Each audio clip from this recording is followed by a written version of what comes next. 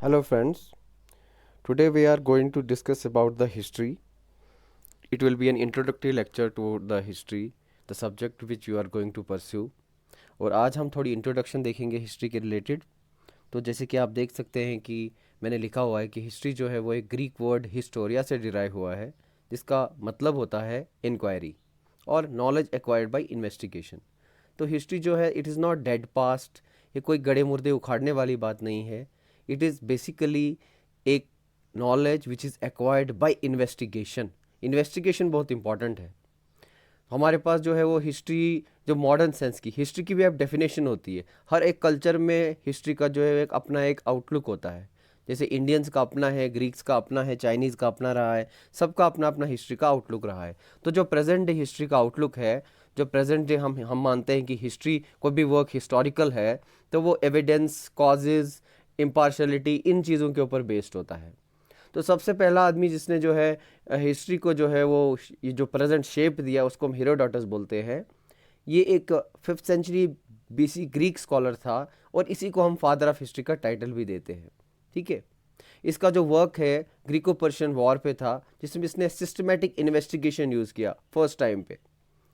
लेकिन हेरोडोटस ने जो है वो सिर्फ मेनली क्या किया हुआ है, he has used only I witness accounts. I witness accounts जिसने यूज़ किए हैं किसमें, अपने वर्क में।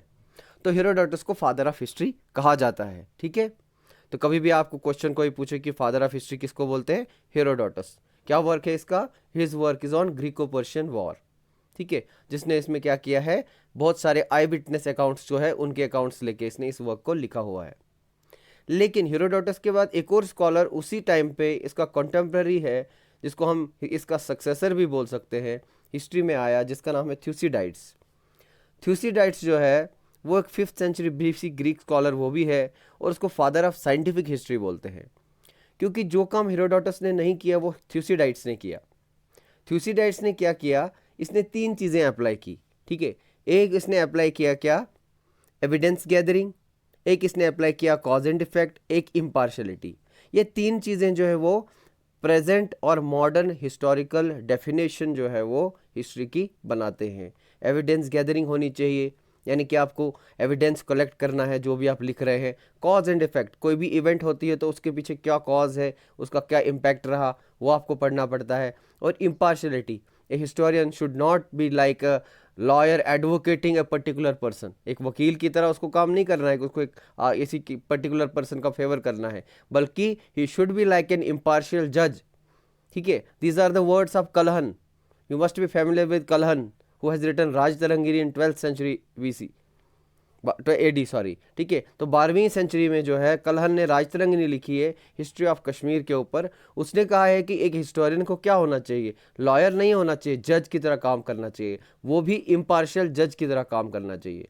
ठीक है, और दूसरी बात थ्यूसिडाइड्स ने क्या किया, जो इससे पहले के स्कॉलर्स करते आते थे, इसने ये चीज़ नहीं यूज़ की, इंटरवेंशन ऑफ डिटीज़।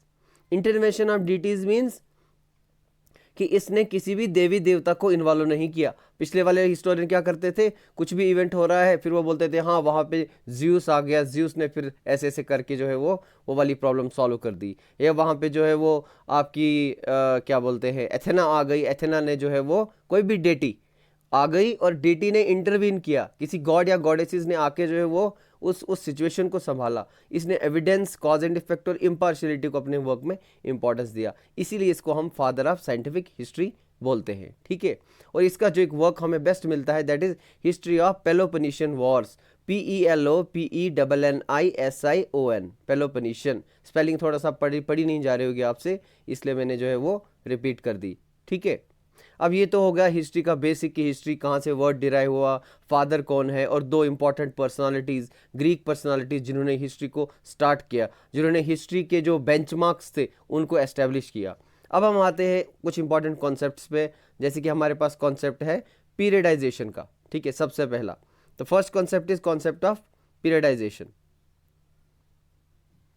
तो पीरियडाइजेशन का कॉन्सेप्ट जो है वो हिस्ट्री में जो है वो पहले से, what does periodisation mean, periodisation means breaking up. जैसे हम क्या करते हैं, हम हिस्ट्री को ब्रेकअप करते हैं, एंशियंट, मेडिवल, मॉडर्न ऐसे ब्रेक करते हैं। तो हम 12th सेंचुरी तक एंशियंट लेते हैं, अभी फर्दर जो है वो सब डिविजन्स हुई है, तो हम बीच में एंशिएंट को 750 तक लेते हैं, 750 से आगे हम अर्ली मेडिवल लिख देते हैं 12th सेंचुरी तक। 12th सेंचुरी से हम 18th सेंचुरी तक हम मान लेते हैं मेडिवल, 18th सेंचुरी ऑनवर्ड हम मॉडर्न ले लेते हैं। उसमें भी बड़ी डिबेट्स है, खैर उनमें हम बाद में जाएंगे। फिलहाल मैं आपको जो चीज़ बताना चाहता हूँ वो ये है कि कॉन्सेप्ट ऑफ पीरियडाइजेशन हिस्ट्री में कैसे आया। ठीक है, पीरियडाइजेशन जब हम देखते हैं तो हमारे पास दो चीज़ें आती हैं। पहली चीज़ कि हमारे पास हम जो भी डेट्स हिस्ट्री में यूज़ करते हैं वो हम किस फॉर्मेट में यूज़ करते हैं, एडी और बीसी की फॉर्मेट में। ठीक है, जैसे हम यूज़ करते हैं एडी और बीसी, और इनकी फुल फॉर्म जो है, एडी की तो मैक्सिमम जो है स्टूडेंट्स गलत बोलते हैं, बीसी सबको पता होता है इट इज़ बिफोर क्राइस्ट, लेकिन एडी हमेशा जो है गलत करते हैं। तो मैं यहाँ पे इसको सर्कल कर रहा हूँ। एडी का जो रियल मीनिंग है वो है Anno Domini. Anno Domini means in the year of lord, this is a Latin phrase. ठीक है, ये कंसेप्ट ऑफ पीरियडाइजेशन जो एडी बीसी का है, ये किसने लाया था, ये क्रिश्चियंस ने लाया था। जब Christianity came, they divided history into two portions, one was forward looking portion, another was backward looking portion. Consider this as like an number line, integer है आपके पास। ठीक है, तो ये इंटीजर, आपके इंटीजर नंबर लाइन से तो आप सब जो है वो वाकिफ होंगे। ठीक है, तो ये नेगेटिव जो है वाला पीरियड फेस है, ये पॉजिटिव वाला जो है वो स्पेस है आपका। तो नेगेटिव वाले में आपका बीसी आएगा, पॉजिटिव वाले में आपका एडी आएगा। तो ये 1 AD, ये 2 AD, ये 3 AD होगा। ठीक है, this will be 1 AD, this will be 2 AD, this will be 3 AD, this will be 1 BC, this will be 2 BC, this will be 3 BC, this will be 4 BC। तो forward looking approach जो है वो आपकी AD में आएगी कि इन the year of Lord, in the year of Christ, Christ के first year में तो आएगा फर्स्ट एडी, क्राइस्ट के सेकंड ईयर में आएगा सेकंड एडी। तो इस तरह जो है ये एडी का कॉन्सेप्ट चलेगा। बीसी जो भी इवेंट क्राइस्ट के पहले चली है। देखिए बेनिफिट क्या है पीरियडाइजेशन का, इससे एक प्रॉब्लम सॉल्व होती है। सपोज ऐसी पीरियडाइजेशन नहीं होती तो आपको आज की डेट में, आज के ईयर को आप 2021 कहते हैं, आपको क्या करना पड़ता, आपको हर साल ईयर चेंज करना पड़ता। से सपोज 2 मिलियन ईयर्स एगो जो है हमें आज एविडेंस मिला है कि ह्यूमन बीइंग एग्जिस्ट करता था, तो आज क्या ईयर होता अगर हम वहाँ से शुरू करें, आज 2 मिलियन ईयर होता। से सपोज बाद में हमको एक और एविडेंस मिल गया और हमको क्या मिल गया कि नहीं 3 मिलियन ईयर्स एगो भी जो है वो ह्यूमन बीइंग रहते थे, कोई एविडेंस मिल गया हमको, कोई ग्रेव से हमें उसके बोन्स मिल गए, उसकी डेटिंग हो गई और 3 मिलियन ईयर से निकल गया, तो हमें आज का ईयर फिर चेंज करना पड़ेगा। तो अकॉर्डिंगली हिस्ट्री में जितनी भी पीछे की डिस्कवरीज होती रहेंगी उससे आज की डेट जो है वो चेंज होती रहती। इसलिए ये प्रॉब्लम को सॉल्व करने के लिए हिस्ट्री को पीरियडाइज कर दिया 2 पार्ट्स में। तो हम स्टार्ट कहाँ से करते हैं, 0th ईयर से स्टार्ट करते हैं, जो ये वाला जगह है आप बीच वाली, तो इसके आगे वाला पीरियड हम एडी मानते हैं, इसके पहले वाले को हम बीसी मानते हैं। तो अगर मैं कहूँगा Buddha was born in 563 BC, तो वो 563 बीसी इस साइड आएगा। अगर हम कहूँगा Kanishka established Saka era in 78 AD, तो वो 78 एडी इस साइड आएगा। ठीक है, तो ये हमारे पास पीरियडाइजेशन है। ठीक है, हिस्ट्री में तो ये किसने इंट्रोड्यूस की थी, this was introduced by Christian historiography. When Christian started writing history, basically उनका मोटिव थोड़ा बहुत रिलीजियस भी था। वो क्या दिखाना चाहते थे कि क्राइस्ट के आने से पहले जो था वो सब बैकवर्ड था, बारबेरिक था, civilisation was not civilised, it was barbaric. Christianity के आने के बाद ही सब कुछ जो है वो सिविलाइज्ड हुआ है। ठीक है, ये हो गई आपकी पीरियडाइजेशन का कंसेप्ट। अब मॉडर्न स्कॉलर कहते हैं कि इस पीरियडाइजेशन में जो है थोड़ा रिलीजियस टच है, क्योंकि क्रिश्चियनिटी के साथ रिलेटेड है, तो क्रिश्चियनिटी की वजह से वो इस वाली पीरियडाइजेशन को ऑल्टरनेटिवली क्या है यूज़ करते हैं, और एडी की जगह क्या यूज़ करते हैं, एडी की जगह वो सीई प्रेफर करते हैं, कॉमन एरा, और बीसी की जगह वो बीसीई यूज़ करते हैं, बिफोर कॉमन एरा। ठीक है, तो आपको सीई बीसीई भी मिलेगा, आपको जब भी आप पढ़ेंगे बुक्स में आपको सीई बीसी, आजकल यही यूज़ हो रहा है, सीई और बीसीई वाला कॉन्सेप्ट। ठीक है, ये 2 चीज़ें क्लियर हो गई। अब हम नेक्स्ट पे आते हैं। ठीक है, सिरका। कई बार आप देखेंगे आपके पास डेट लिखी होगी, तो क्या लिखा होता है उसके आगे, जैसे ये लिखा होता है, यहाँ अंडरलाइन कर रहा हूँ मैं, C.1 1760। ठीक है, तो सिरका, इसका मतलब सी का मतलब होता है सिरका। सिरका का मतलब जब भी क्या किसी डेट के पहले सी लिखा होगा, इसका मतलब है this date is not exact, it is an approximate date. Circa means around. ठीक है, सिरका का क्या मतलब होता है, अराउंड, इट मीन्स अप्रॉक्सीमेशन है, ये एग्जैक्टली वही डेट नहीं, ये 1761 हो सकती है, 1762 हो सकती है, 1759 हो सकती है। तो जब भी किसी डेट के पहले सी देखेंगे आप, समझ लीजिए it means around this date, not exactly this date. ठीक है, ये सिरका का कॉन्सेप्ट भी मैं आपको समझाना चाहता था। ठीक है, अब मैं आपको बताऊंगा हाउ टू स्टडी हिस्ट्री। जब आप हिस्ट्री स्टडी करते हैं तो हिस्ट्री स्टडी करने के दो ही मेथड है। ठीक है, मैं इतने सालों से जो है वो बच्चों को पढ़ा रहा हूँ, तो ये मेथड बहुत इफेक्टिव रहा है। इसमें मैं सबसे पहले क्या सजेस्ट करता हूँ, first of all complete the chronology. Chronology को कंप्लीट करिए from prehistoric times till the partition of India and Indian independence. आपको क्रोनोलॉजिकल वे में जो है वो चीज़ें मालूम होनी चाहिए। By chronology I don't mean आपको सब कुछ याद रखना है। By chronology what do I mean, मेरा ये मीनिंग है कि आपको क्या करना है, आपको इवेंट्स का सीक्वेंस पता होना चाहिए। क्रोनोलॉजी वर्ड किससे डिराइव हुआ है, क्रोनो से।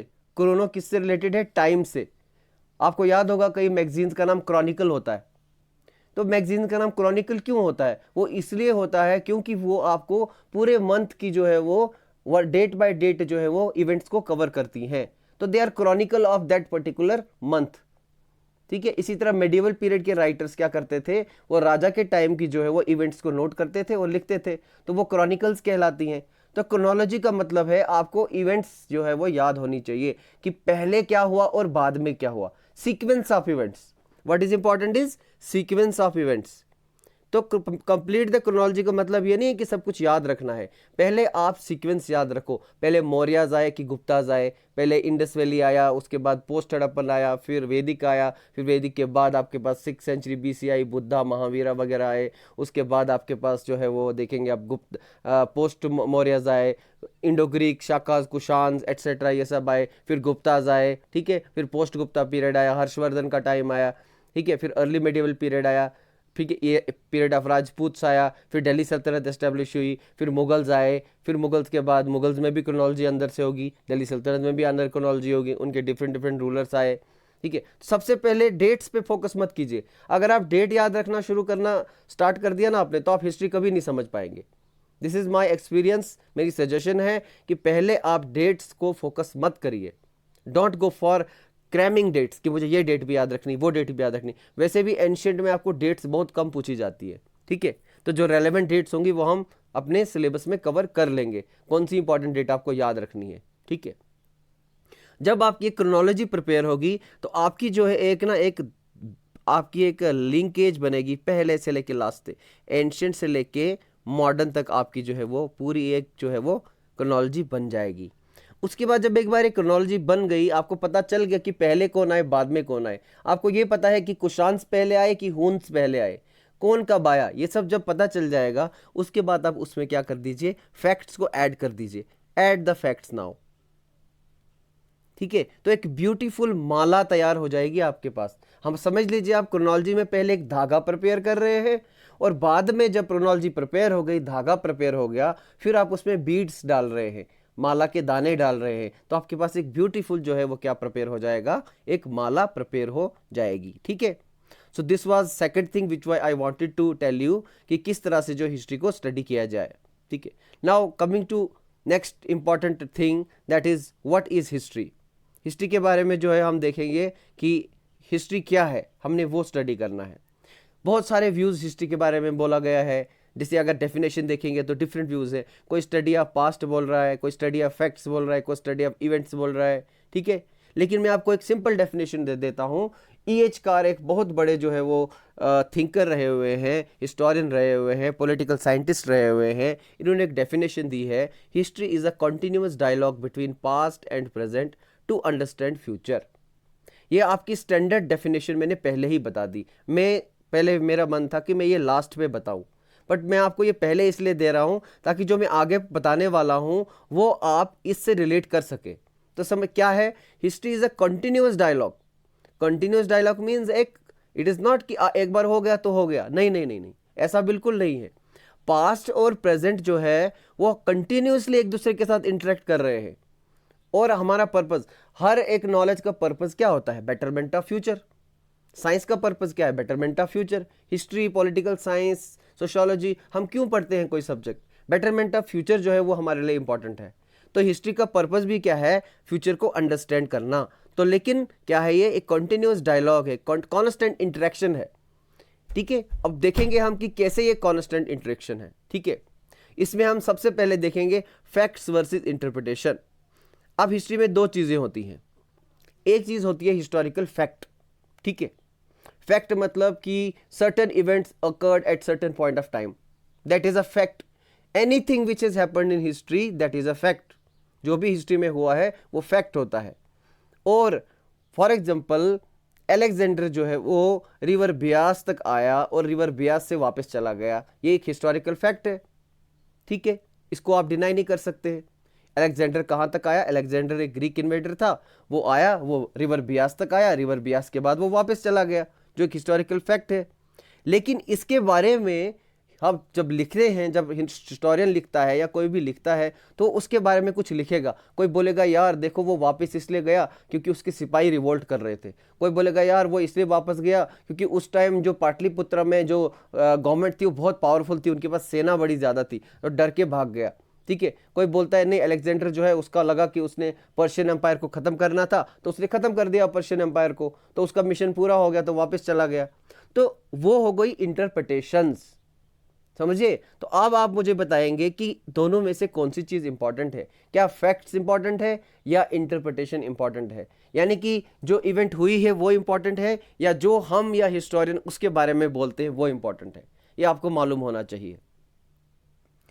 ठीक है, तो फैक्ट्स को आप जो है क्या मान सकते हैं कि कोई भी फ्रूट है उसका बीज है फैक्ट, उस बीज के बिना जो है वो फैक्ट जो है वो हिस्ट्री जो है वो चल ही नहीं सकती है। अगर आपको यही नहीं पता होगा कि अलेक्जेंडर आया था तो हिस्ट्री बनेगी ही नहीं। ठीक है, तो फैक्ट जो है वो सीड की तरह होता है, इस सीड के बिना जो है वो ट्री ग्रो ही नहीं कर सकता है, वो फ्रूट सीड के बिना जो है वो यूजलेस है, बनेगा ही नहीं। लेकिन इंटरप्रिटेशन भी उतनी ही इंपॉर्टेंट है। तो आपको ध्यान में ये रखना है कि interpretation is equally important. If fact is like a seed then the interpretation is like a pulp around that seed which makes the fruit important. सेब का फ्रूट है, अंदर बीज है, तो वो फैक्ट है उसका, उस बीज से ही पेड़ बनेगा। लेकिन अगर उसके अराउंड पल्पी पार्ट ही नहीं होगा, जो सेब आप खाते हो तो आप बीज थोड़ी खाते हो, आप इंटरप्रिटेशन को खा रहे हो बेसिकली। तो फैक्ट के बाद जो इंटरप्रिटेशन होती है that is more important. This is the task of historian to interpret the facts, so both are equally important. जब भी ये डिबेट कभी एमर्ज हो, क्या इंपॉर्टेंट होता है, फैक्ट होता है इंपॉर्टेंट है इंटरप्रिटेशन, तो आपको याद रखना है कि both are equally important, both are incomplete without each other. दोनों एक दूसरे के बिना अधूरे हैं। फैक्ट्स भी उतना ही इंपॉर्टेंट है, इंटरप्रिटेशन भी उतना ही इंपॉर्टेंट है। ठीक है, सेकेंड थिंग जो पॉइंट दिखा है मैंने, that is history depends on historian. आप जब पूरे हम पॉइंट्स पढ़ लेंगे ना तो आप सारी चीजें समझ जाएंगे। ठीक है, जिसको अभी समझ भी नहीं आ रहा होगा आप चिंता मत कीजिए, पूरे पॉइंट्स क्लियर होंगे तो सब समझ आएगा। हिस्ट्री डिपेंड्स ऑन हिस्टोरियन, आप कितना कह सकते, आप कैसे मानते हो कि हिस्ट्री हिस्टोरियन पे डिपेंड करती है? हिस्ट्री जो है वो हिस्टोरियन पे डिपेंड करती है या नहीं, इसको हम चेक करते हैं। फॉर एग्जाम्पल मैं पर्टिकुलर किसी बैकग्राउंड में से जुड़ा हुआ हूँ। ठीक है, से सपोज मैं जो है मैं क्या कर रहा हूँ, मैं अपने टीचर की बायोग्राफी लिख रहा हूँ। ठीक है, तो आपको लगता है कि वो अनबायस्ड होगी या बायस्ड होगी? या मैं एक राजा के कोर्ट में जो है क्या हूँ, एक मुलाजिम हूँ। ठीक है, राजा के कोर्ट में मुलाजिम हूँ, नौकरी करता हूँ और राजा मुझे तनख्वाह देता है। जैसे अबुल फजल है, अबुल फजल कौन था? वो अकबर का कोटियर था, अकबर का मुलाजिम था। तो अगर अबुल फजल अकबर नामा लिखेगा, बायोग्राफी ऑफ अकबर लिखेगा, तो वो क्या लिखेगा, वो कैसे लिखेगा? वो अकबर की तारीफ ही करेगा। ठीक है, तो हिस्ट्री जो है वो हिस्टोरियन पे कैसे डिपेंड करती है, क्योंकि बहुत सारी चीजें हिस्टोरियन के प्री कंसीव्ड नोशंस होते हैं। समझे आप प्री कंसीव्ड नोशन क्या होता है? जो ऑलरेडी उसके दिमाग में चीज़ें भरी हुई हैं। अगर ऑलरेडी मेरे दिमाग में कुछ चीज़ें जो हैं वो पर्सपेक्टिव बने हुए हैं, तो मैं उन चीज़ों को जो भी मैं हिस्ट्री को स्टडी करूँगा उनको मैं उसी पॉइंट ऑफ व्यू से व्यू करूँगा। तो इसलिए आपको डिफरेंट हिस्ट्रीज मिलेंगी, डिफरेंट हिस्टोरियन डिफरेंट तरह की हिस्ट्री लिखते हैं, डिफरेंट हिस्टोरियन अकबर को डिफरेंट डिफरेंट तरीके से प्रेजेंट करते हैं। अकबर के ही एग्जाम्पल देता हूँ, अकबर के कोर्ट में अबुल फजल था, अबुल फजल उसका फेवरेट था। अबुल फजल ने अकबरनामा में बहुत तारीफ की अकबर की, लेकिन साथ में अकबर के कोर्ट में एक और हिस्टोरियन था जिसका नाम था अब्दुल कादिर बदाऊनी। अब्दुल कादिर बदाऊनी को अकबर ने डिमोट किया था, ठीक है, डिमोशन हो गई थी उसकी अकबर की वजह से। तो उसने अपनी बुक लिखी है मुंतखाबुत तवारिख। मुंतखाबुत तवारिख में उसने कोई कमी नहीं छोड़ी है अकबर की बुराई करने में। मतलब अगर आप मुंतखाबुत तवारिख पढ़ेंगे तो आप देखेंगे कि अब्दुल कादिर बदाऊनी ने सिर्फ अकबर की बुराई की है, ठीक है। ये आपको इससे पता चलता है कि हिस्ट्री डिपेंड्स ऑन हिस्टोरियन, यानी कि हिस्टोरियन की कोई ना कोई आइडियोलॉजी होती है और उस आइडियोलॉजी के इन्फ्लुएंस में वो अपने वर्क को जो है वो प्रोड्यूस करता है। तो एवरी हिस्ट्री जो है it depends on historian. Historian उसको अपने वे में, यानी कि फैक्ट्स जो है वो अपने वे में वो इंटरप्रेट करता है। तो पहले पॉइंट के साथ जुड़ गया ना कि फैक्ट जो है वो कोई भी है, वहां पे कोई फैक्ट आएगा जी कि अकबर ने जो है वो टेंपल को डोनेशन दी, तो अबुल फजल लिखेगा कि यार देखो जी अकबर इतना लिबरल है, ये धर्म में जो है भेदभाव नहीं करता है, ये हिंदू मुस्लिम में भेदभाव नहीं करता है। अब्दुल कादिर बदाऊनी लिखेगा अकबर जो है वो अन इस्लामिक प्रैक्टिसेस कर रहा है, ठीक है। जब हम अकबर पढ़ेंगे हम देखेंगे अकबर जो है वो सभी रिलीजन्स को इक्वल मानता था। तो वहां देखेंगे हम अब्दुल कादिर बदाऊनी तो सीधे सीधे लिखता है अकबर डिस्ट्रॉयड इस्लाम, अकबर ने जो है इस्लाम डिस्ट्रॉय कर दिया, he started a new religion, he did this, he did that. तो ही हैड क्रिटिसाइज्ड अकबर विरोशियसली, ठीक है, बहुत बुरे तरीके से क्रिटिसाइज किया है। तो हिस्ट्री जो है इस तरह से हिस्टोरियन पे डिपेंड करती है, ठीक है। इसीलिए नेक्स्ट पॉइंट जो मैंने लिखा है क्या है, study the historian before you study history. History को पढ़ने से पहले आप हिस्टोरियन को स्टडी करो, ठीक है।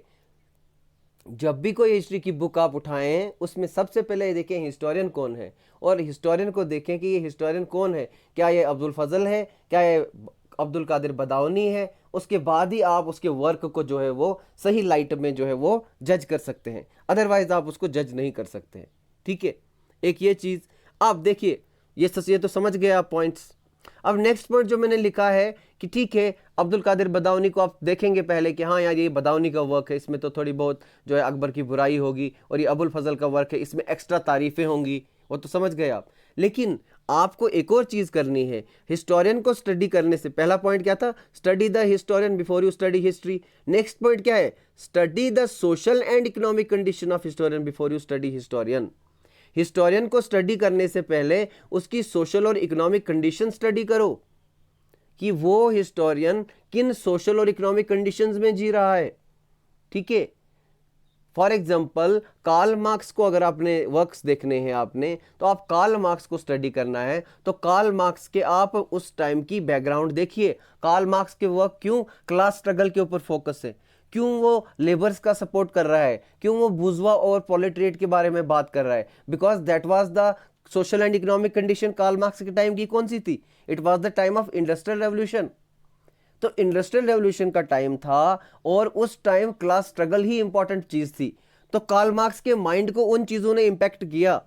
तो सोशल एंड इकोनॉमिक कंडीशन जो उस टाइम की थी उन्होंने उसकी आइडियोलॉजी को शेप किया, तब जाके कार्ल मार्क्स ने जो भी वर्क्स प्रोड्यूस किए, ठीक है, चाहे वो 18th ब्रुमायर ऑफ लुई बोनापार्ट हो, चाहे वो उसका जो आप क्या बोलते हैं उसको, वो जो उसने मार्क्सिज्म पे पूरी थीसिस लिखी हुई है आपकी, ठीक है, या चाहे जो भी वर्क कार्ल मार्क्स को, उसमें वो क्लास स्ट्रगल वो सब आपको दिखेगा। क्यों दिखेगा, क्योंकि उसकी सोशल एंड इकोनॉमिक कंडीशन वैसी थी, ठीक है, तब जाके उसकी आइडियोलॉजी वैसी शेप हो गई, तब जाके उसने वो हिस्ट्री लिखी, ठीक है।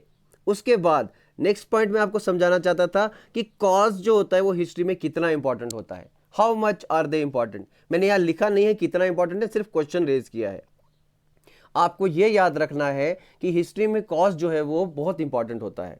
हमने थ्यूसिडाइड्स में देखा पीछे, थ्यूसिडाइड्स ने बोला कि कॉज को हमें जरूर लेना चाहिए हिस्ट्री में, कॉज एंड इफेक्ट, किसी इवेंट के क्या कॉज थे और इसका क्या कॉन्सिक्वेंस हुआ।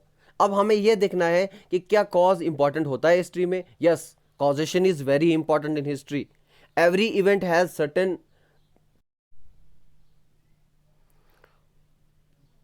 तो हम लोग causation डिस्कस कर रहे थे, ठीक है। मैंने आपको बताया कि how much cause is important in history, ठीक है। तो कॉज जो है हमारे पास, मैंने आपको बताया कि हिस्ट्री में कॉजेशन बहुत इंपॉर्टेंट होता है, ठीक है। कॉज जो है वो हर एक हिस्टोरिकल इवेंट का बेस होता है। विदाउट एनी कॉजेज कोई भी हिस्टोरिकल इवेंट नहीं होता है। जैसे कि फ्रेंच रेवोल्यूशन हुआ तो उसके पीछे बहुत बड़े कॉज होंगे, ठीक है। अब how much these causes are important, ये कॉजेज कितने इंपॉर्टेंट है वो हमारे पास मैटर करता है। तो आपको ध्यान में ये बात रखनी है कि हर एक इवेंट के पीछे जितने भी कॉजेज होते हैं they are always deep rooted causes. French revolution अगर 1789 में हुआ तो फ्रेंच रेवोल्यूशन के बहुत डीप रूटेड कॉजेज हैं। वो फ्रेंच रेवोल्यूशन इमीडिएट इवेंट से नहीं हुआ है, ठीक है। अगर 1857 के रिवोल्ट की हम बात करें तो 1857 के रिवोल्ट में बोला जाता है कि ग्रीस्ड कैटरेजेस का यूज़ हुआ, यानी कि सोल्जर्स को जो है वो चर्बी वाले जो है वो कारतूस दिए गए, उससे जी ये रिवोल्ट स्टार्ट हुआ। No, this is the immediate event. इस इवेंट को हिस्ट्री में क्या बोलते हैं? Immediate event and accidental event बोलते हैं इसको। तो एक्सीडेंटल कॉज और immediate cause they are least important in history, वो सबसे कम इंपॉर्टेंट होते हैं हिस्ट्री में। 1857 के रिवोल्ट के कॉजेज में जब आप जाएंगे उनमें आप पॉलिटिकल, सोशल, इकोनॉमिक कॉजेज को ज़्यादा इंपॉर्टेंस देंगे, वो ज़्यादा इंपॉर्टेंट होते हैं। और जो इमीडिएट कॉज होता है वो लेस इंपॉर्टेंट होता है, ये बात आप याद रखेंगे। तो causes in history are that much important, ठीक है। तो अब हम नेक्स्ट आते हैं पॉइंट पे जो मैंने लिखा हुआ है, वो लिखा हुआ है all history is contemporary history. ये भी एक बहुत अच्छा पॉइंट है। इससे आपको लग रहा होगा कि कैसे हो सकता है पूरी हिस्ट्री कंटेम्प्रेरी हिस्ट्री कैसे हो सकती है? कंटेम्प्रेरी मीन्स आज की, all history is contemporary history. तो हिस्ट्री जो है वो कंटेम्प्रेरी कैसे हो सकती है, ठीक है। तो इसकी एग्जांपल आप ले सकते हैं। फॉर एग्जांपल अभी रिसेंटली जो है हमारे इंडिया में क्या हुआ कि पिछले कई सालों से जो है एक मुद्दा जो है वो बहुत ज़्यादा तूल पकड़ रहा था, that was the issue of Babri मस्जिद एंड राम मंदिर, ठीक है, आपने देखा होगा। तो जब से ये मुद्दा जो है वो पॉलिटिकली हाईलाइट हुआ, उसके बाद से आप देखेंगे आर्कियोलॉजिकल एक्सकेवेशन जो है स्टार्ट हुई, आप देखेंगे लोगों ने वर्क्स प्रोड्यूस करना स्टार्ट किए, आप देखेंगे लोगों ने बुक्स, हिस्टोरिकल वर्क्स प्रोड्यूस किए श्री राम के ऊपर, ठीक है। लोगों ने प्रूव करने की कोशिश की कि राम मंदिर एग्जिस्ट करता था, तो इस तरह के सारे वर्क्स हुए। तो मैं ये आप कहना चाहता हूं कि ऑल हिस्ट्री कंटेम्प्रेरी हिस्ट्री कैसे होती है? Because our present concerns influence the accounts of past. समझे आप? Our present concerns influence the accounts of past. हमारे आज के कंसर्न्स जो होते हैं वो पास्ट के अकाउंट्स को इन्फ्लुएंस करते हैं, क्योंकि हिस्टोरियन जो है वो एक प्रेजेंट का सोसाइटी का प्रोडक्ट होता है, वो आज का बंदा है। मैं अगर एक हिस्टोरियन हूं तो मैं आज का बंदा हूं, मैं कोई पास्ट का रहने वाला नहीं हूं, मैं प्रेजेंट में रह रहा हूं। और मैं जब भी पास्ट को स्टडी करूंगा मैं प्रेजेंट के लेंस से ही स्टडी करूंगा, ठीक है। मैं प्रेजेंट के चश्मे से ही पास्ट को देखूंगा, ठीक है। ये आपका all history is contemporary history हो गई। इस तरह से जो भी हिस्टोरिकल वर्क में प्रोड्यूस करूंगा उसमें मेरी, देखिए फॉर एग्जांपल अगर आप चार्ल्स डिकन्स पढ़ेंगे, हमारे एक टीचर थे वो बोला करते थे if you want to study the society during industrial revolution go and study Charles Dickens. क्योंकि अगर आपको किसी पर्टिकुलर पीरियड की सोशल इकोनॉमिक कंडीशन पढ़नी है, आप उस टर्म के लिटरेचर, आप उस टाइम के लिटरेचर को उठा लीजिए। तो आपको अगर ये पढ़ना है कि चंद्रगुप्त मौर्य के टाइम किस तरह की कंडीशन थी, आप उसके टाइम के बुक वर्क्स देख लीजिए, लिटरेरी वर्क्स पकड़ लीजिए, देख लीजिए, उसमें रिफ्लेक्टेड होगा। फॉर एग्जांपल अगर मैं आज हूँ, आज मैं एक किताब कहानी लिखता हूँ, तो उस कहानी में मोबाइल फ़ोन डालूंगा, उस कहानी में मैं इंटरनेट डालूंगा, कंप्यूटर डालूंगा, लैपटॉप भी आएगा उसमें, ठीक है। उस कहानी में मैं जो रिलेशंस डालूंगा कि लोग लिविंग रिलेशन में रह रहे हैं, ठीक है। तो जो जो आजकल मेरे आसपास हो रहा है वो उस कहानी में मैं डालूंगा। लेकिन अगर मैं 16th सेंचुरी में रह रहा हूं या 15th सेंचुरी में रह रहा हूं तो ये चीज़ें उस कहानी में नहीं होंगी। मैं क्या करूंगा? रिफ्लेक्ट, जो मैं अपने आसपास देख रहा हूं मैं अपने वर्क में वही चीज़ें रिफ्लेक्ट कर रहा हूं। और हिस्टोरियन जो है होता है वो प्रेजेंट में होता है, वो पास्ट को जब जज करता है वो तो क्या करता है, वो प्रेजेंट के चश्मे से उसको जज करता है। हम अगर कहते हैं कि देखो जी उसने सज़ा जो है वो गर्दन कलम करवा दी, फांसी दे दी, तो उस टाइम के नॉर्म्स ही वैसे थे, ठीक है, उस टाइम के रूल्स वैसे थे, ठीक है। आप लोगों को शायद मालूम ही होगा the first ever law which was written, it was the code of Hammurabi. Hammurabi का कोड था सबसे पहला, और उस कोड में यह कहा गया था एन आई फॉर एन आई, ठीक है। अगर कोई तुम्हारी आंख फोड़ दे तो तुम उसकी आंख फोड़ दो, ठीक है। तो the code of Hammurabi is the first code which was ever written document of law in whole history. Egypt में ही आपको एविडेंस मिलता है। तो इसका मतलब ये है कि उस टाइम और कंडीशन के नॉर्म्स अलग थे, तो history depends on two things, time and space. वो इवेंट किस टाइम पे हो रही है और वो इवेंट जो है वो किस जगह पे हो रही है, उस हिसाब से जो है वो इवेंट जो है वो आप डिफरेंट डिफरेंट जो है वो रिजल्ट देगी। और हम प्रेजेंट में रह के पास्ट को स्टडी कर रहे हैं ना, इसलिए हम प्रेजेंट कंसर्न्स जो है वहां डालेंगे।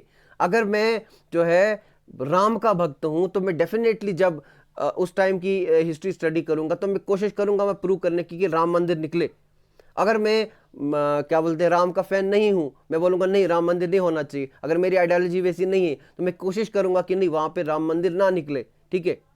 तो इस तरह के हमारे प्रेजेंट कंसर्न जो है वो पास्ट के इवेंट्स को जो है वो इन्फ्लुएंस करते हैं। तो यहाँ से आपकी जो है वो डेफिनेशन जो मैंने अभी तक दी थी वो आपकी शायद समझ में आ गई होगी। देख क्या थी definition, it is the continuous dialogue between past and present.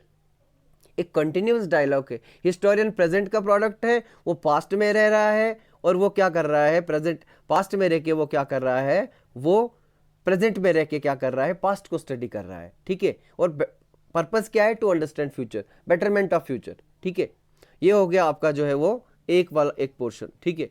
अब उसके बाद मैंने सोचा कि आपके लिए इंपॉर्टेंट क्या रहेगा कि आप इंडियन हिस्ट्री को किस किस अप्रोच से स्टडी किया गया है वो आपके लिए इंपॉर्टेंट है, ठीक है। फॉर एग्जांपल मैंने क्या हेडिंग दी हुई है, approaches to the study of Indian history, ठीक है। तो approaches to the study of Indian history जो हेडिंग दी हुई है मैंने, इसमें मैं आपको बताऊंगा कि हमारी हिस्ट्री को किस तरह से स्टडी किया गया है। सबसे पहला पॉइंट इसमें क्या है, every civilisation has its own sense of history. हर सिविलाइजेशन की अपनी हिस्टोरिकल सेंस होती है। आप मत सोचिए कि जो आज हम हिस्ट्री पढ़ते हैं, बुक्स पढ़ते हैं, उसमें फैक्ट्स के और कॉजेज होते हैं, फैक्ट्स के ऊपर फोकस दिया जाता है, ठीक है, इम्पार्शलिटी के ऊपर फोकस किया जाता है। तो यही जो है असली हिस्ट्री है। हर एक कल्चर, हर एक सिविलाइजेशन की अपनी हिस्टोरिकल सेंस होती है, उन्होंने हिस्ट्री रिकॉर्ड की होती है अपने अपने पर्सपेक्टिव से, ठीक है। इन ईच ऑफ देम, दूसरा पॉइंट देखिए, importance is given to certain things based on their value system. अब उस सिविलाइजेशन का क्या वैल्यू सिस्टम है, वो किस चीज को इंपॉर्टेंट मानते हैं, उसकी बेसिस पे वो क्या करते हैं, कुछ चीजों को इंपॉर्टेंस देते हैं, कुछ को इग्नोर करते हैं, ठीक है। जैसे कि ग्रीक्स ने किसको इंपॉर्टेंस दिया, पॉलिटिक्स और वॉर्स को इंपॉर्टेंस दिया। तो आप देखोगे जितने भी एंशिएंट ग्रीक वर्क्स हैं they are all focused on politics and wars. और चाइनीज को देखेंगे आप, इन्होंने डायनेस्टीज को इंपॉर्टेंस दी। इन्होंने क्या किया, एक डायनेस्टी खत्म होती थी, जैसे ही दूसरी डायनेस्टी आती थी तो वो पिछली डायनेस्टी की पूरी हिस्ट्री रिकॉर्ड कर देती थी। तो इन्होंने डायनेस्टीज पे फोकस किया है, वंशावली जिसको हम बोलते हैं, ठीक है। और इंडियन ने किसको फोकस किया, इंडियन ट्रेडिशन को बोलते हैं इतिहास पुराण ट्रेडिशन। ये हमारा एंशिएंट इंडियन ट्रेडिशन है। हमने क्या किया है, इतिहास पुराण ट्रेडिशन को जो है वो डिस्कस किया हुआ है। आगे मैं बताऊंगा थोड़ा इतिहास पुराण ट्रेडिशन क्या होता है, ठीक है। तो अभी हम देखते हैं क्या होता है इतिहास पुराण ट्रेडिशन, ठीक है। तो let us see what is इतिहास पुराण ट्रेडिशन। इतिहास पुराण ट्रेडिशन जो है वो हमारा क्या है, उसमें हमारे देखिए मैंने इसको 3 पार्ट्स में डिवाइड किया है। एंशिएंट इंडिया में हिस्टोरिकल वर्क्स कैसे प्रोड्यूस हुए, मेडिवल में कैसे प्रोड्यूस हुए और मॉडर्न में कैसे प्रोड्यूस हुए, ठीक है। तो एंशिएंट में जो भी वर्क प्रोड्यूस हुए हैं वो इतिहास और पुराण ट्रेडिशन में प्रोड्यूस हुए हैं। सबसे पहली बात, इतिहास पुराण ट्रेडिशन क्या होता था, हम इवेंट्स में जो है वो 4-5 चीज़ों को इंपॉर्टेंस देते थे। जैसे कि आप देखेंगे पुरानास देखेंगे, और इतिहास वर्क्स तो हमारे पास अब अवेलेबल है नहीं, पुरानास अवेलेबल है। उनमें किस किस को चीज़ को फोकस दिया है, ठीक है, biography of sages and Kings को दिया गया है, ठीक है, सर्ग प्रतिसर्ग वंशानुवली, ठीक है, ठीक है, इन चीजों को फोकस किया गया है। Creation of universe, destruction of universe, ठीक है, वंशावली, जीनियोलॉजी यानी कि पहले कौन राजा है, दूसरा कौन राजा है, तीसरा कौन राजा है, चौथा कौन राजा है, biography of sages and Kings, biography of important personalities. तो 5 चीजों को इंपॉर्टेंस दिया गया इतिहास पुराण ट्रेडिशन में, क्योंकि हमारा जो सेंस ऑफ हिस्ट्री था वो ये था।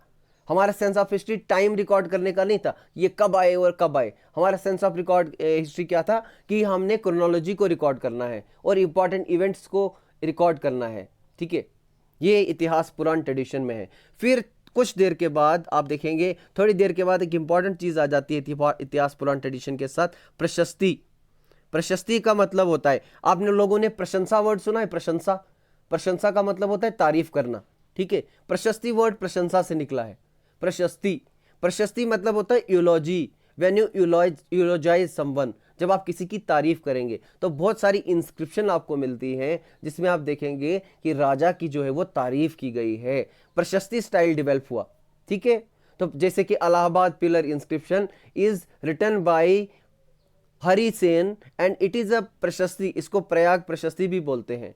ये समुद्रगुप्ता के एक्सप्लॉइट्स को जो है वो डिस्कस करता है। समुद्रगुप्ता ने ये किया वो किया, 12 राजाओं को हराया, 9 राजाओं को हराया, ये किया वो किया, बहुत तारीफ की है इसमें इसने। इसको बोलते हैं प्रशस्ति, जब आप रूलर की तारीफ करते हो। ठीक है, ये दूसरा आपका जो है वो इंपॉर्टेंट हमारा एंशिएंट का ट्रेडिशन है। तीसरा आ गया चरित। चरित मीन्स बायोग्राफी। चरित, जब भी वर्ड के आगे चरित होगा ना, जैसे हर्षचरित, हर्षचरित क्या हो गया, बायोग्राफी ऑफ हर्षवर्धन। ठीक है, रामचरितमानस, रामचरित है, बायोग्राफी ऑफ श्री रामा। ठीक है, इसी तरह जो भी चरित्र लिटरेचर है that is biographical in nature. तो धीरे धीरे क्रोनोलॉजिकली हमने पहले इतिहास पुराण ट्रेडिशन स्टार्ट किया, फिर प्रशस्ति स्टार्ट किया। इतिहास पुराण ट्रेडिशन में आपके रामायण महाभारत भी आ जाते हैं। प्रशस्ति में आपकी जो है वो बहुत सारी इंस्क्रिप्शन आती हैं, जैसे इलाहाबाद पिलर इंस्क्रिप्शन मैंने एग्जांपल दे दी। और चरित्र या बायोग्राफी में आपके बहुत सारे जो है वो वर्क्स आते हैं, जैसे हर्षचरित आ जाता है, पृथ्वीराज रासो आ जाता है। ठीक है, या आपके पास भद्रबाहु चरित आ जाता है। इस तरह के बड़े सारे वर्क्स जो है वो बायोग्राफिकल वर्क्स है। ठीक है, एंशिएंट इंडिया में एक ही वर्क है, यहाँ लिखा है मैंने साइड में बॉक्स बना के, द ओनली एक्सेप्शंस जो मॉडर्न हिस्टोरिकल स्टैंडर्ड्स को फॉलो करती है, यानी कि फैक्ट्स को और किसको, facts, cause and effect and finally your, क्या होता है तीसरा इंपॉर्टेंट जो थ्यूसिडाइड्स ने बोला था, facts, value system, sorry facts, cause and history and third is your impartiality. इन तीन चीज़ों को जो है जज इंपॉर्टेंस लेके ध्यान में रख के जो वर्क प्रोड्यूस हुआ है that is Kalhana's Rajatarangini which deals with the history of Kashmir. ठीक है, हिस्ट्री ऑफ कश्मीर के साथ डील करती है Rajatarangini. It was written in 1148-49 by Pandit Kalhana. ठीक है, during the time of king Jai Simha ये लिखी गई थी। ठीक है, राजतरंगिनी के बारे में हम आगे भी लेक्चर्स में डिस्कस करेंगे और एक सेपरेट हम डिस्कस करेंगे कि राजतरंगिनी में क्या क्या है और वो कहाँ पे अच्छा है, कहाँ पे इसने कुछ क्रिटिक भी है इसका, और बहुत ब्रिलियंट वर्क है। 12th सेंचुरी से पहले जो है कोई भी वर्क हमारे इंडिया में प्रोड्यूस हुआ है जिसमें हिस्टोरिकल सेंस है तो वो राजतरंगिनी ऑफ कलहन है। ठीक है, कलहन की राजतरंगिनी, और that is deals with the history of Kashmir. Rajatarangini का लिटरल मीनिंग होता है रिवर ऑफ किंग्स। तरंगिनी होती है रिवर, राज मीन्स किंग, तरंगिनी होती है रिवर, राज मीन्स किंग, तो this means river of Kings. ठीक है, मेडिवल पीरियड में आते आते आप देखेंगे जब टर्क्स इंडिया में आए तो टर्क्स के आने के बाद धीरे धीरे जो है इंडिया में क्या वर्क्स प्रोड्यूस होने लगे, कोर्ट क्रॉनिकल्स प्रोड्यूस होने लगे। ठीक है, what do you mean by court chronicles, ये कोर्ट की चीज़ों को रिकॉर्ड करने लगे। And most of these court chroniclers they were basically employees of the sultan और रूलर। ठीक है, तो आप देखेंगे वर्क्स लाइक तुजुक नामा, आइन, इन नामों से जो है आपके वर्क्स प्रोड्यूस हो रहे हैं। जैसे आप मैं स्टार्ट करूं तो आप देखेंगे तारीख, तारीख भी एक वर्ड में ऐड करना भूल गया, तारीख नाम से भी ऐड हुए।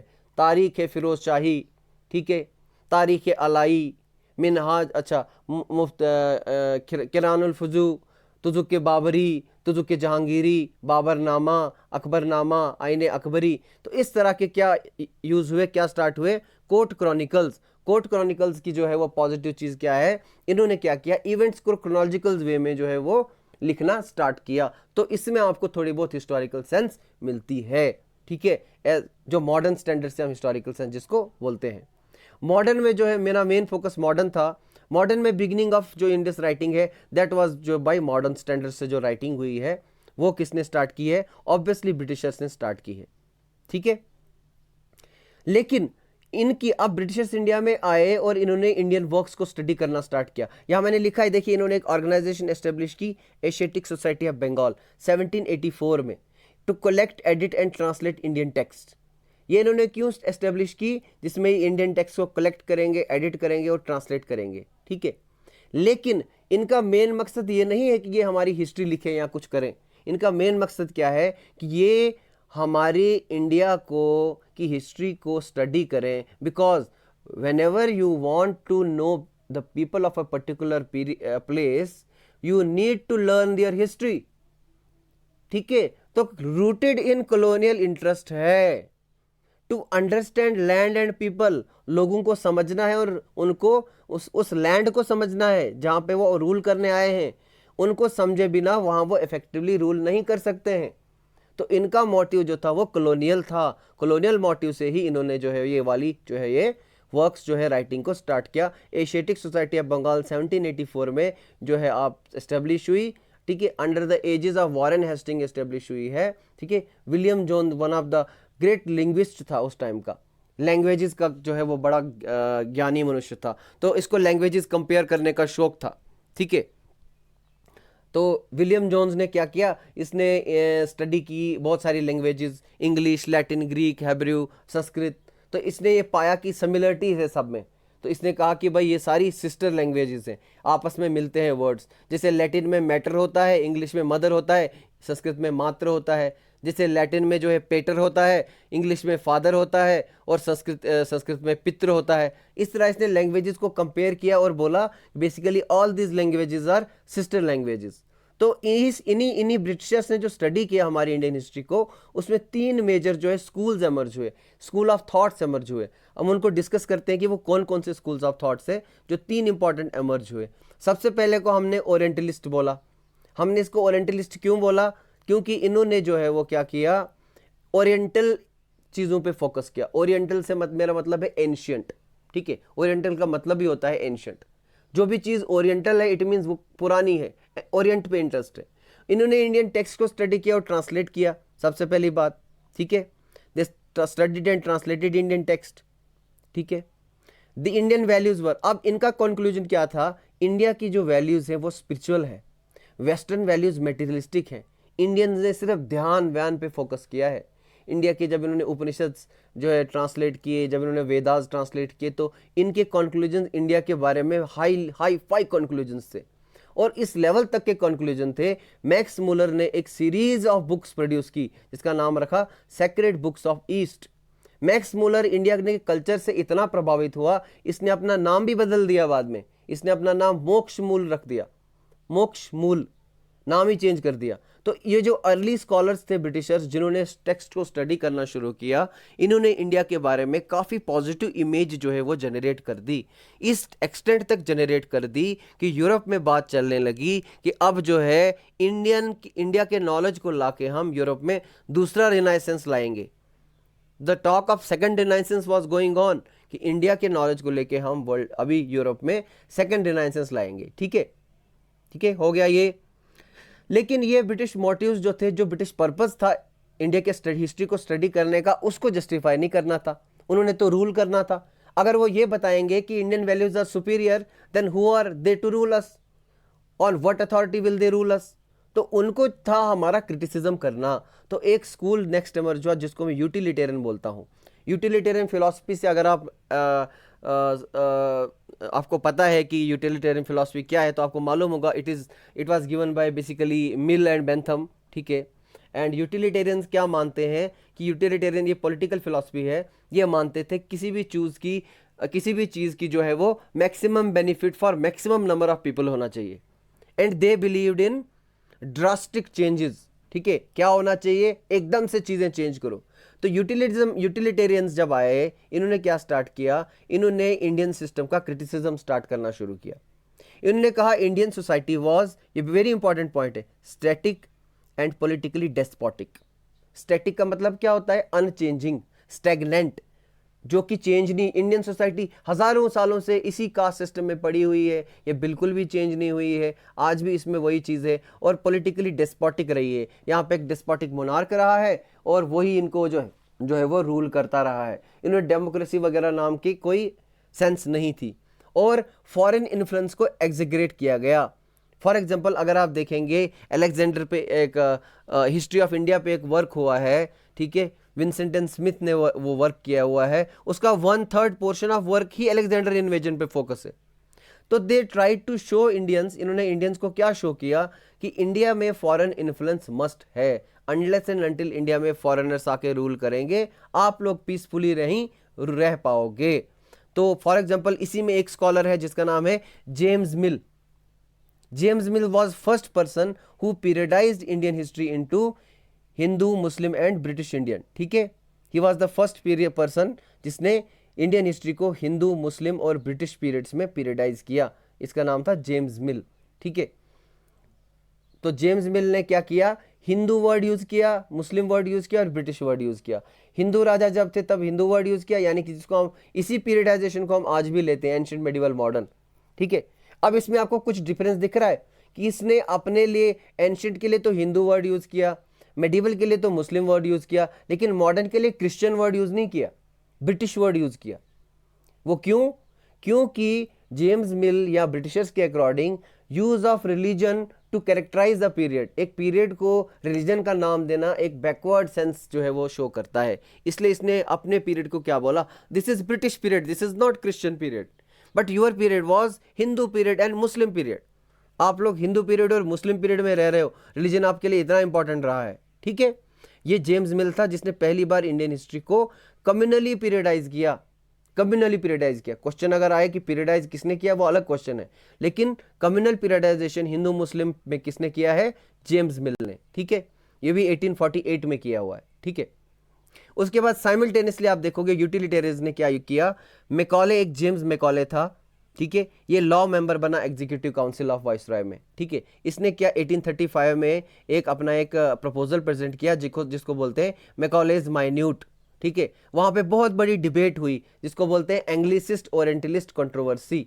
उसमें ये डिबेट हुई कि क्या हम इंडिया में लोगों को वेस्टर्न एजुकेशन इंग्लिश के थ्रू जो है वो एजुकेशन दे या लोकल लैंग्वेजेस में हम इनको एजुकेशन दे। ठीक है, तो इसी क्वेश्चन को उठाते हुए फाइनली इन्होंने इसमें इंग्लिश एजुकेशन इंट्रोड्यूस की थी 1835 में। ठीक है, ये भी इसी टाइम हुआ था। तो यूटिलिटेरियन क्योंकि ड्रास्टिक चेंजेस में बिलीव करते थे, इन्होंने बोला ऑन द होल चेंजेस कर दो, एक तो इनको दिखा दो स्टैटिक को, पॉलिटिकली डिस्पोटिक को। तो इन्होंने इंडियंस की क्या की, बेसिकली इन्होंने इंडियंस की सेल्फ प्राइड जो है वो खत्म कर दी।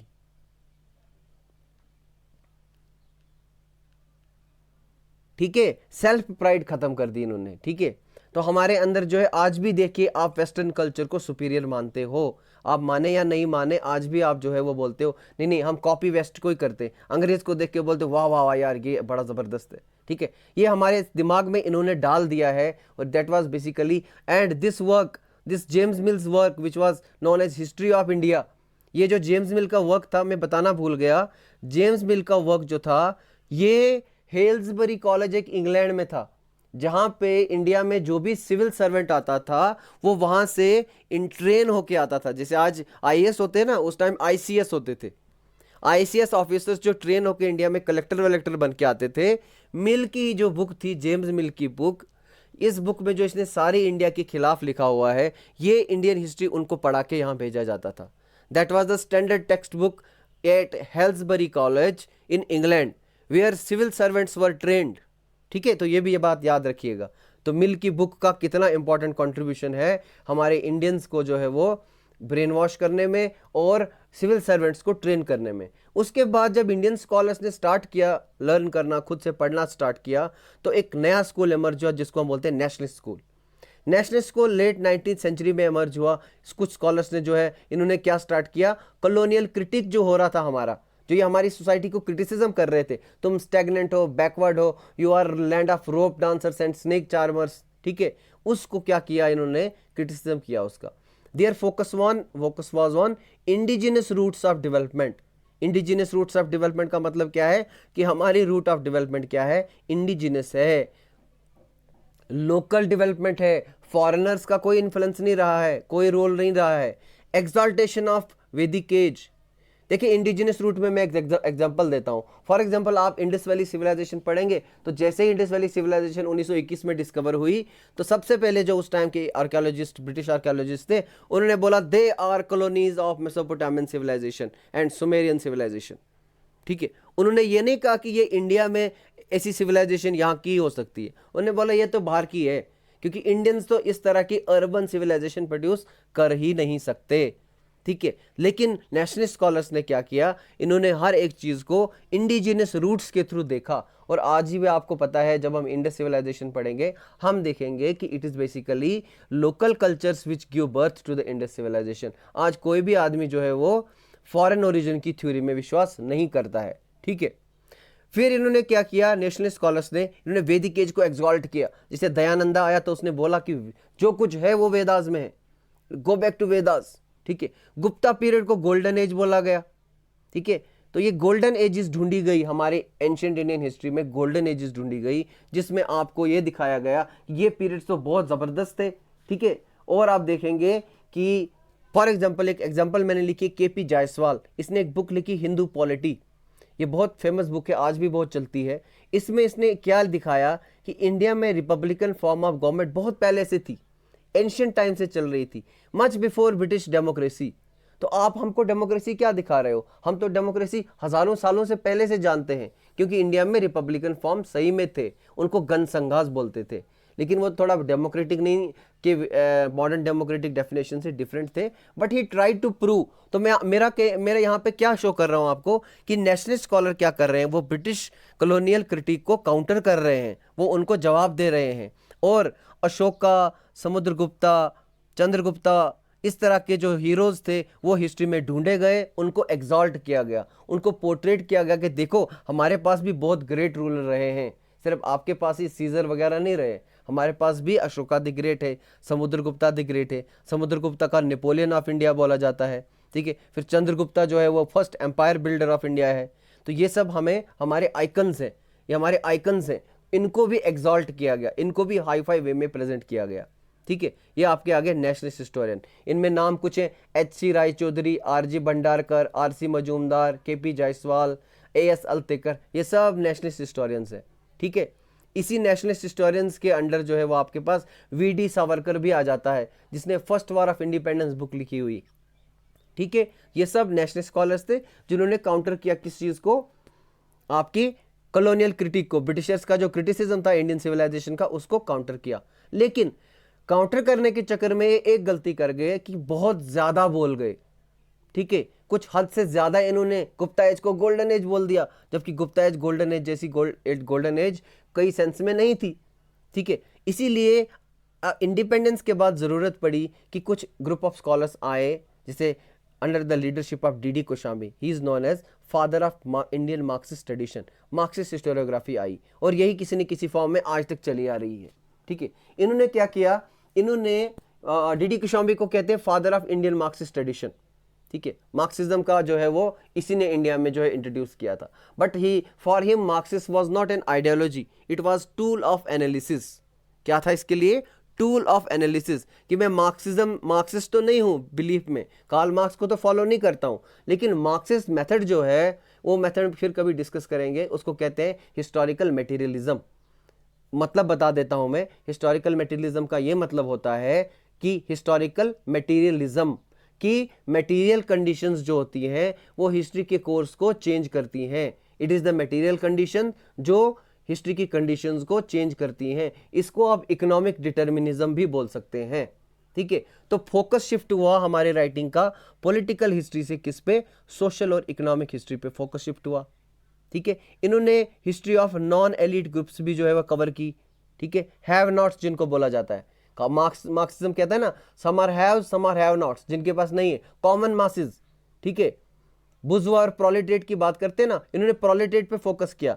इनने कहा सिर्फ राजा राजाओं की हिस्ट्री क्यों होनी चाहिए? कॉमन मैन उस टाइम एग्जिस्ट नहीं करता था क्या कॉमन मैन की हिस्ट्री नहीं होनी चाहिए? तो इन चीजों पे जो है वो किसने फोकस किया? इन्होंने, मार्क्सिस्ट हिस्टोरियंस ने फोकस किया, ठीक है। इन्होंने नेक्स्ट पॉइंट जो है मैंने लिखा हुआ है इंटरडिसिप्लिनरी अप्रोच।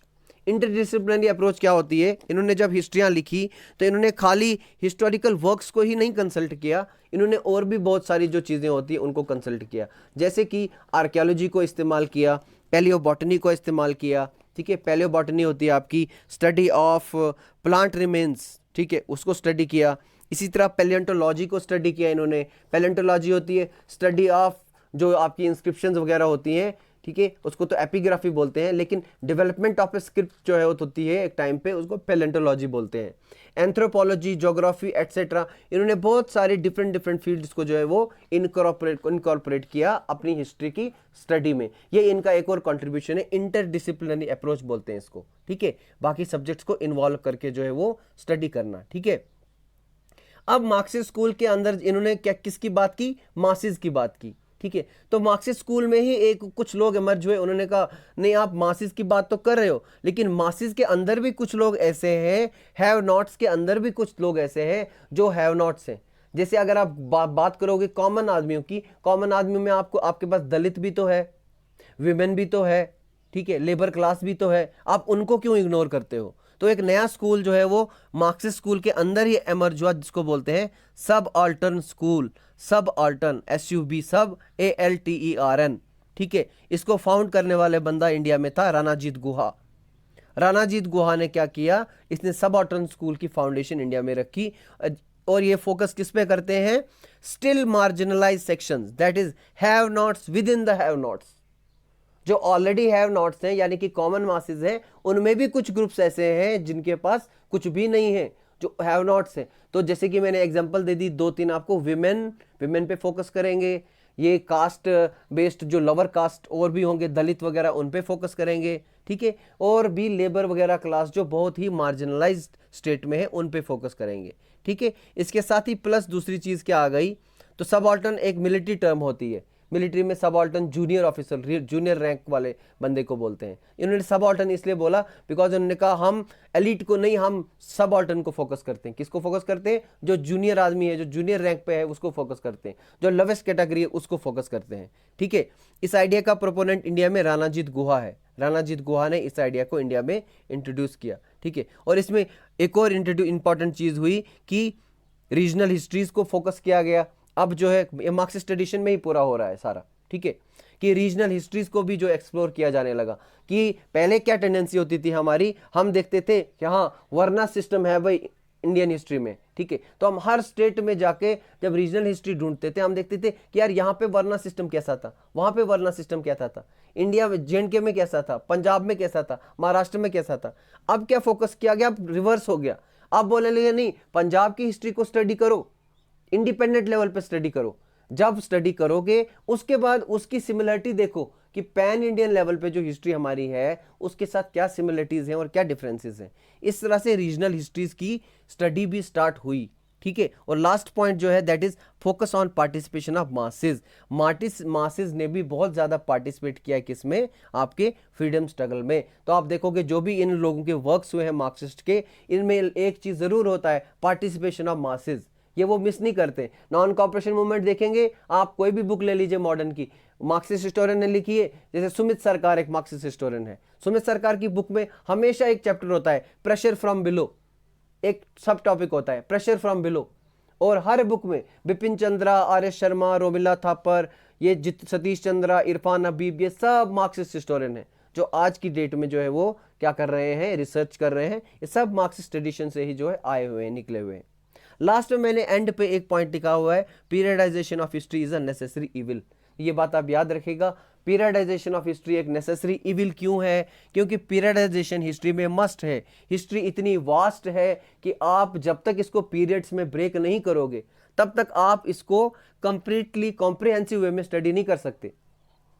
अगर मैं बुक लिखूं हिस्ट्री ऑफ इंडिया तो कितने पेजेस की लिखूंगा? ज्यादा 300-500 पेजेस की, कितना ही चीज कवर कर पाऊंगा। लेकिन अगर मैं हिस्ट्री लिखूं हिस्ट्री ऑफ JNK तो मैं 300 पेजेस में उसी को कवर करूंगा 500 में। अगर मैं हिस्ट्री ऑफ जम्मू लिख दूं या कश्मीर लिख दूं, उन 500 पेजेस में मैं खाली जम्मू को कवर करूंगा। अगर मैं उसमें भी अंदर आ जाऊं, हिस्ट्री ऑफ ए पर्टिकुलर जमवाल्स या पर्टिकुलर कास्ट, या कश्मीर में मैं फोकस कर लूं हिस्ट्री ऑफ फलाना जो है सूफीज इन कश्मीर, सूफिज्म पे फोकस कर दूं तो सूफिज्म को ही 500 पेजेस मिल जाएंगे। तो जितना आप डीप जाएंगे, जितना आप हिस्ट्री को पीरियडाइज करेंगे, उतना आपके लिए इंपॉर्टेंट है। नेसेसरी इविल क्यों है? इससे एक बंटवारा हो जाता है, ठीक है। लोग जो है हिंदू मुस्लिम पीरियड्स में जो डिवाइड किया गया है ना मिल के द्वारा हिस्ट्री को, आज भी उसी फॉर्म में आप देखेंगे कि एंशियंट, मेडिवल, मॉडर्न, वो भी वही इविल है। Periodisation is a necessary evil. ये आज जो पीरियडाइजेशन है एंशियंट, मेडिवल, मॉडर्न, ये भी उसी मिल के पैटर्न को ही फॉलो करती है कि ये हिंदू है, ये मुस्लिम पीरियड है, ये ब्रिटिश पीरियड है, ठीक है। तो थैंक यू वेरी मच। ये हमारा लेक्चर यहाँ पे एंड होता है, ठीक है। I am going to stop this recording now. Thank you very much for cooperating, ठीक है। God bless you all.